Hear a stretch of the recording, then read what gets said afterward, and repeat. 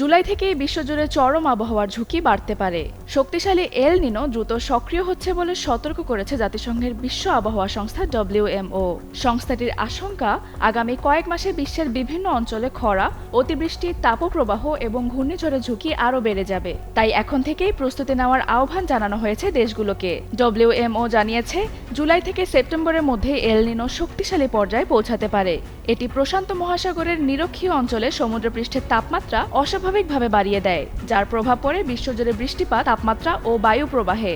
সংস্থাটির পূর্বাভাস অনুযায়ী এল নিনোর কারণে বিশ্বের বহু অঞ্চলে তাপপ্রবাহ ও ভারী বৃষ্টিপাতের ঝুঁকি বাড়বে। অন্যদিকে বাংলাদেশ সহ পুরো ভারতীয় উপমহাদেশে স্বাভাবিকের তুলনায় কম বৃষ্টিপাত হতে পারে। WMOর প্রধান সেলেস্তা সাউলো বলেছেন, এল নিনোর প্রভাব মোকাবেলায় আগাম সতর্কবার্তা ও প্রস্তুতি অত্যন্ত গুরুত্বপূর্ণ।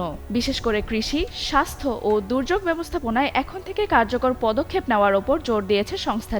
বিশেষজ্ঞদের মতে, জলবায়ু পরিবর্তনের কারণে এল নিনোর প্রভাব আরও তীব্র হতে পারে। ফলে আগামী কয়েক মাসে বিশ্বের বিভিন্ন অঞ্চলে বৈরী আবহাওয়ার ঘটনা উল্লেখযোগ্যভাবে বাড়ার আশঙ্কা রয়েছে।